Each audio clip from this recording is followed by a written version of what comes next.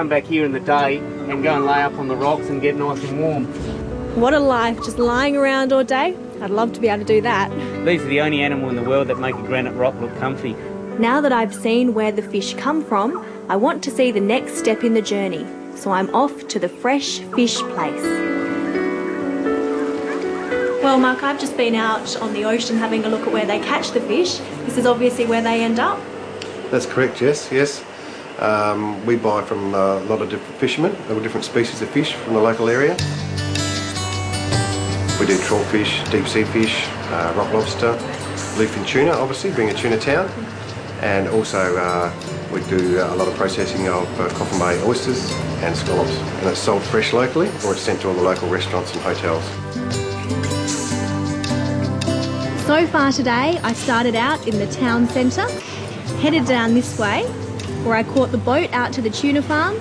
From there, it was just a short distance across to the fresh fish place. And now I've headed down in this direction, and I'm going to go for another boat ride.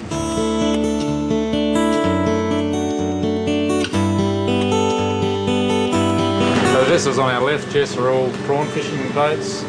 And the prawn fishery in Lincoln is quite lucrative. There's about 39 boats in our gulf, and they fish on average about 55 nights a year. And in that time they're turning over between $800,000 and $900,000. The rest of the year they just stay tied up.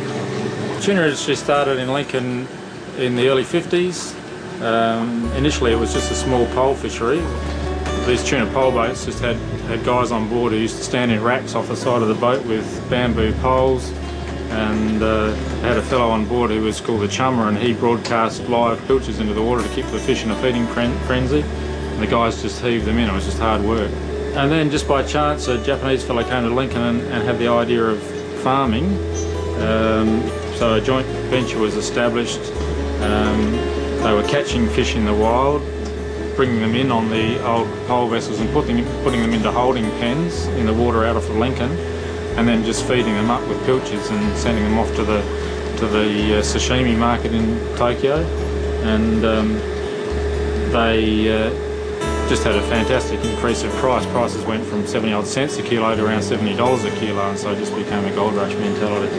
Everyone rushed to get in and made fortunes, and the price of tuna quota went from less than $1,000 a tonne to about $250,000 a tonne. Looking at all this seafood all day has made me keen to try the local produce, so I'm heading to the fish and chip shop for some tea.